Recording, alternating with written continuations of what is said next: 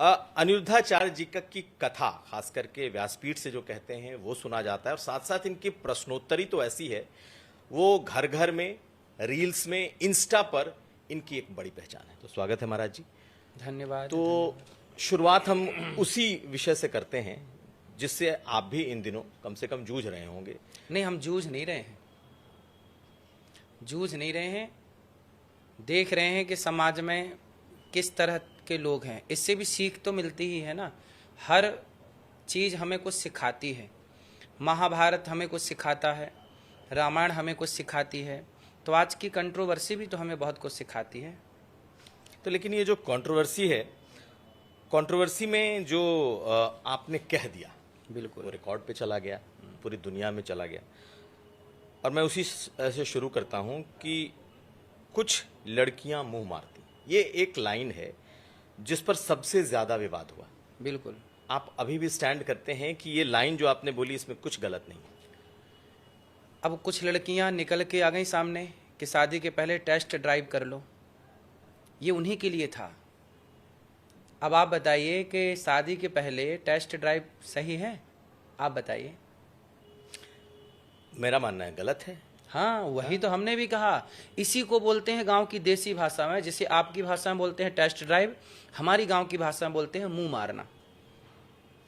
लेकिन महाराज जी, ये मुंह मारना शब्द और इस तरीके से इसको कहना, आप कहते हैं कि गांव की भाषा है, और गांव की भाषा में हमने इस बात को कह दिया, ठीक है। लेकिन ये भाषा आपको लगता है कि अच्छी भाषा है? जिस भाषा से समाज सुधरे, माँ बाप अपने बच्चों को डांटते हैं तो कड़ी भाषा का प्रयोग करते हैं। भगवान श्री कृष्ण ने अर्जुन को गीता सुनाई तो कड़ी भाषा से कहा, तू नपुंसक बन रहा है। देखो, नपुंसक शब्द का प्रयोग किया अर्जुन के लिए गीता में, डांटने के लिए, कि तू क्यों मैदान छोड़ के भाग रहा है, क्यों नहीं युद्ध कर रहा है, तू नपुंसक है क्या, नपुंसक जैसी बातें मत कर। भगवान कृष्ण डांट रहे हैं गीता में। तो जहां समाज गलत जाएगी, कुछ लोग, लड़की हो या लड़का, जो गलत जाएगा उसको डांटने के लिए उसके माँ बाप, गुरु कड़े शब्दों का प्रयोग करेगा। और दवाई कड़वी ही होती है, वो कड़वे शब्दों से ही समाज में सुधार होगा, मीठे शब्दों से सुधार ना होगा। महाराज जी, आपका तर्क है कि एक गुरु के तौर पर आपने जो कहा वो समाज को समझाने के लिए, बताने के लिए कहा, लेकिन लगता नहीं कि मुंह मारना शब्द आज के समय में समाज में एक्सेप्टेबल नहीं है। आप इसे, आपने कह तो दिया, लेकिन लगता नहीं कि आप थोड़ा ज्यादा चले गए बाहर? भाई, ज्यादा नहीं जाते तो ये कीड़े बिलबिला के ऊपर कैसे आते हैं? ये बीमारी आती ही कैसे? ये बताइए कि जब स्त्री को बच्चा पैदा करने का टाइम आ जाता है, डिलीवरी का, तब डॉक्टर क्या करता है, उसे इंजेक्शन देता है। काहे का? दर्द का। यदि दर्द का इंजेक्शन ना दे तो दर्द नहीं आ रहा है, और दर्द नहीं आएगा तो डिलीवरी की संभावना नहीं है, बिना दर्द के डिलीवरी नहीं होगी। तो डॉक्टर और इंजेक्शन लगाता है कि दर्द आए, दर्द आए, है ना। जब आपको फोड़ा हो जाता है तो डायरेक्ट डॉक्टर उसे ऑपरेशन नहीं करता, उसे दवाई दे के और पकाता है कि पक जाएगा तो आराम से ऑपरेशन हो जाएगा। तो ये कड़वी दवाइयाँ हैं। ऑपरेशन करना ही था तो हमने और इंजेक्शन दे दिया कि थोड़ा पक जाए, वो पक गया। देखो, टेस्ट ड्राइव वाले सामने आ गए, हो गया ऑपरेशन, क्लियर हो गया, समाज समझ गई कि कौन सही है कौन गलत है। तो आपको लगता है कि समाज में इस तरह की बातें बहुत ज्यादा हो चुकी हैं, व्यभिचार बढ़ चुका है, और इसलिए आपने इस शब्द का इस्तेमाल किया? इस व्यभिचार को रोका जाए, वरना भारत और पश्चिमी देशों में अंतर क्या रह जाएगा। हमारी देखिए, यदि आप अमेरिका में हैं, देखो अभी मैं अमेरिका गया था, वहीं से लौटा हूँ अभी। अमेरिका गया और मैं ऑस्ट्रेलिया भी गया, मैं लंदन भी गया। मैं इन देशों में जाके मैंने देखा कि वहाँ पे जो अंग्रेज हैं और अंग्रेजों की जो मादाएं हैं, वो बिल्कुल समुद्र के किनारे यूं ही पड़ी हैं, बिल्कुल आप कह सकते हैं कि अर्धनग्न। अब बताइए, क्या उन देशों से हम अपने देश की माताओं बहनों की तुलना करें? हमारा देश पतिव्रताओं का देश है, हमारा देश सती सावित्रियों का देश है। यदि आपको यही करना है तो फिर ये भारत देश और भारत की संस्कृति तो इजाजत नहीं देती, और हम लोग भारतीय संस्कृति को लेकर चलने वाले लोग हैं। भारतीय संस्कृति नग्नता की संस्कृति नहीं है। तो महाराज जी, अगर आप कहते हैं कि अर्धनग्न महिलाओं की आपने चर्चा कर दी कि पाश्चात्य संस्कृति में ये चीजें हैं, हमारा ये देश ऐसा नहीं है, तो एक और संस्कृति है जो कि पूरी तरीके से ढक देती है, नहीं, पूरी वो तरीके से बुर्खा की भी संस्कृति है, तो आप उसको सही मानते ना हैं? ना ना, देखिए, हमने कभी ये नहीं कहा कि आप बुर्खा पहनिए, हमने कभी ये नहीं कहा कि आप पूरा ढक के रखिए। उतना ढकिए जितनी मर्यादा है, जितने से आपकी शोभा बढ़े। अभी रणवीर ने बिल्कुल निर्वस्त्र होके फोटो खिंचाई, रणवीर ही नाम था। हाँ। रणवीर ने निर्वस्त्र होके फोटो खिंचाई। अब बताइए, आज के सभ्य समाज में इतना बड़ा पैसे वाला व्यक्ति, इतना बड़ा स्टार व्यक्ति और इतना नाम वाला व्यक्ति निर्वस्त्र होकर फोटो खिंचाए, तो क्या ये सभ्य समाज में सही था? क्या समाज के उन लोगों को विरोध नहीं करना चाहिए कि भाई ये नंगापन क्यों कर रहा है? ये नंगापन नहीं है। मैंने इसी नंगापन को सामने लाके खड़ा कर दिया, इसी नंगापन का मैंने विरोध किया, तो सारे नंगापन वाले सामने आ गए। ये आप तो बॉलीवुड का ही पूरा विरोध कर रहे हैं इस मामले में देखा जाए तो। अमिताभ बच्चन से लेकर दिशा पाटनी की बहन अच्छा, सब। तो अमिताभ बच्चन ने एक गीत गाया कि जीना अगर जरूरी है तो पीना बहुत जरूरी है। माना जी कसूर हुआ, मैं नशे में चूर हुआ, मुझको होश में ना लाना, क्योंकि जीना अगर जरूरी है। तो ये अमिताभ बच्चन साहब कह रहे हैं। तो बताइए, जीना जरूरी है तो पीना बहुत जरूरी है। तो फिर बच्चन साहब अपने बच्चे को और जो उनके परिवार में आने वाली पीढ़ी होगी, तो बचपन से चम्मच में वो दारू पिलाते होंगे। नहीं, फिल्में तो समाज का आईना है, जो जो चीजें वाह। घटती हैं उसको दिखाया जाता है। आप इसको इस तरीके से भी देख सकते हैं। हम इस तरीके से क्यों देखें? हम इस तरीके से देखें कि जब आप सुपर डुपर स्टार होके शराब पिएंगे और आपकी मूवी देखने हम जाएंगे, हमारा बच्चा जाएगा, तो वो तो यही सीखे ना कि अरे बच्चन साहब शराब पीते हैं तो हम क्यों ना पिए। इसमें तो समाज में ये दिशा बदल जाएगी ना कि भाई आपका बच्चा पिक्चर देखे बच्चन साहब की और वहां वो शराब का शो कर रहे हैं, सीन दिखा रहे हैं, तो आपका बच्चा क्या सीखेगा? शराब पीना सीख जाएगा। अच्छा, बच्चन साहब तो इतने बड़े सुपर डुपर स्टार हैं, सारी दुनिया फॉलो करती है, तो जब वो शराब पी सकते हैं तो हम क्यों ना पिए? इससे क्या होगा? समाज गलत वे पे चला जाएगा। कौन जिम्मेदार होगा?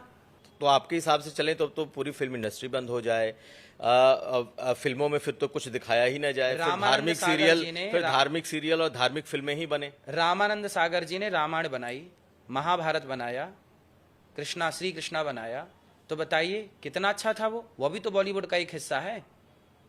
द केरला फाइल्स आई और तमाम मूवियाँ आई, पृथ्वीराज मूवी है, इत्यादि मूवियाँ हैं जो हिस्ट्री से जुड़ी हुई हैं।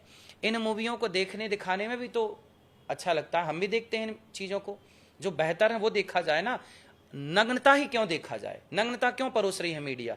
अब आपने एक गाना सुना होगा, ब्लू है पानी पानी, उसको आप वीडियो देखिए उस गाने की, स्त्रियों को अर्धनग्न खड़ा कर रखा है।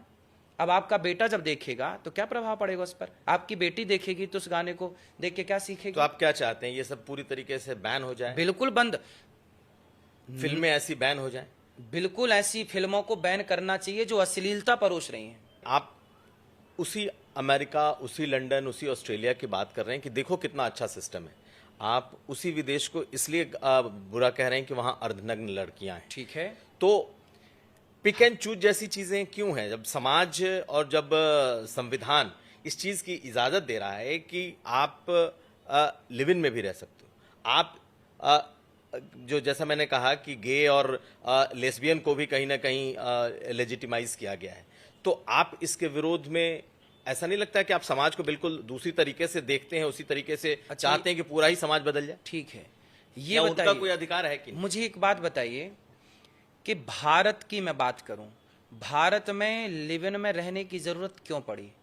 भारत के लोगों को, लड़की या लड़के को, क्यों ये कानून बनाने की जरूरत क्यों पड़ी? मुझे आप इस प्रश्न का उत्तर दीजिए कि इस देश में लिव इन में रहने की जरूरत आज क्यों पड़ी?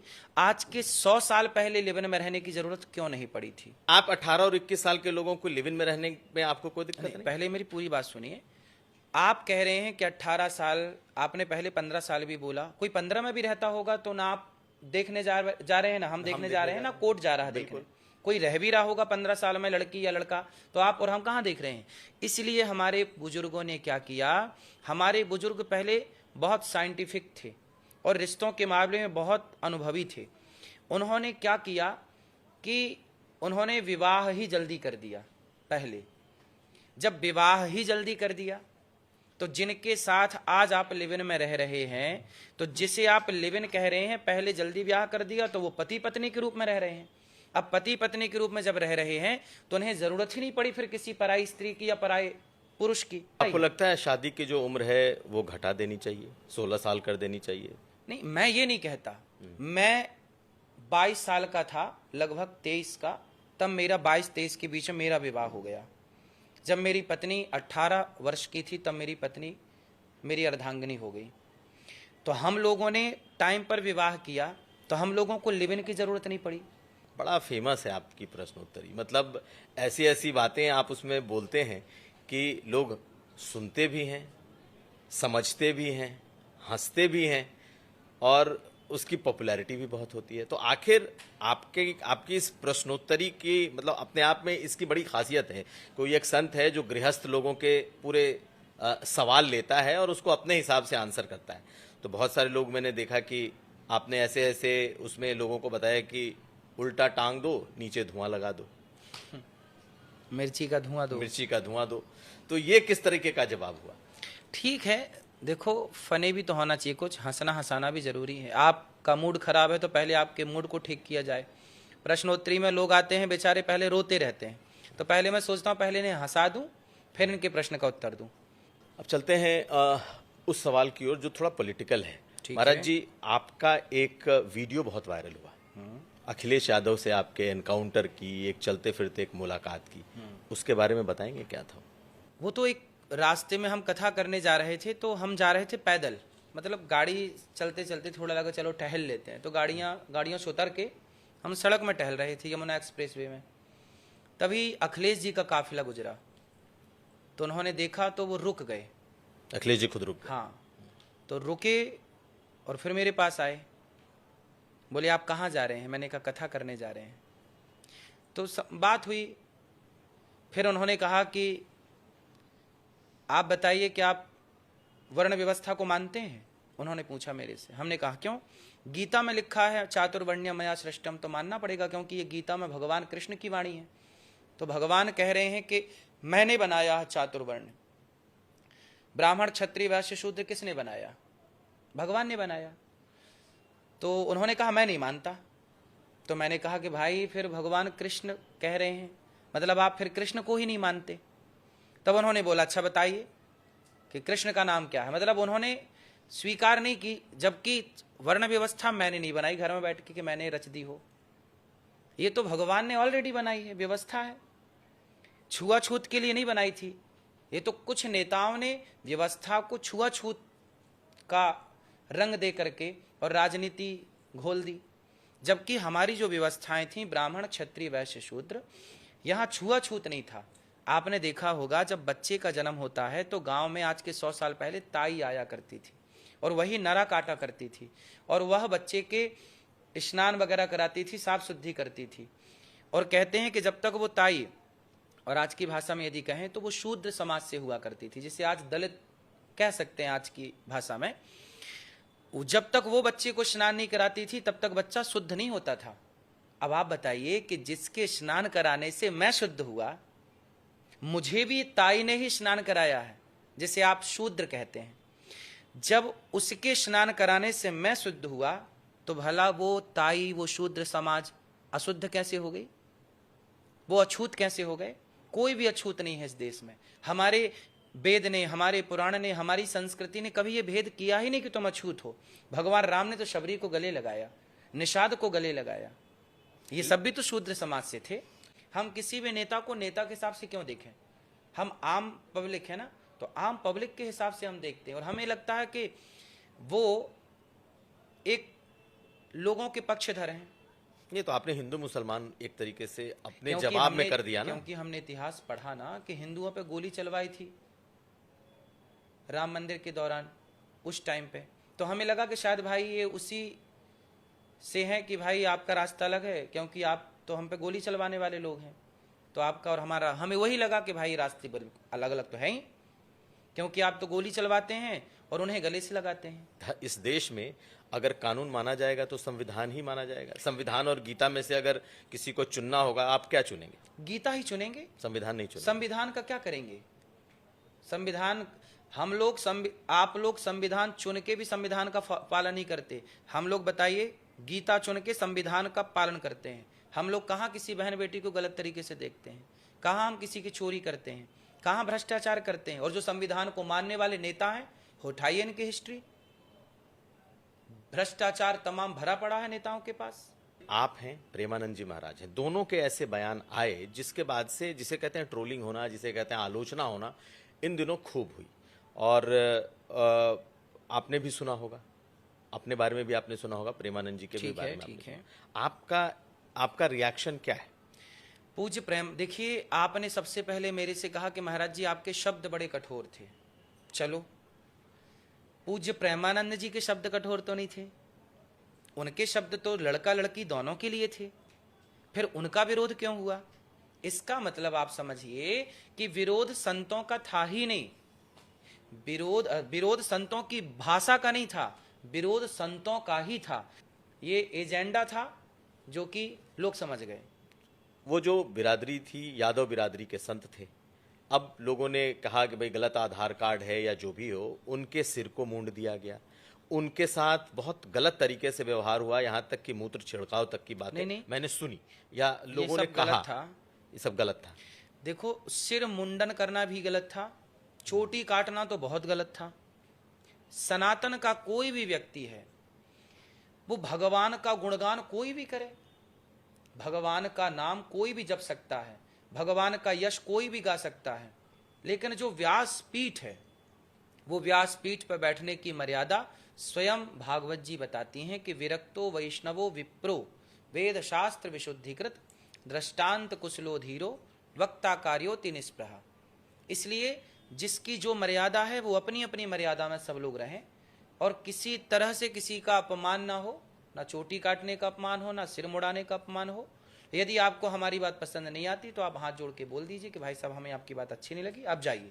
महाराज जी, आपने बॉलीवुड के बारे में बहुत सारी बातें कही, बॉलीवुड एक्ट्रेस के बारे में आपने, जो आपको अच्छा लगा, जो आपको बुरा लगा, आपने बड़ा ब्लैक एंड वाइट में आपने बातें कही।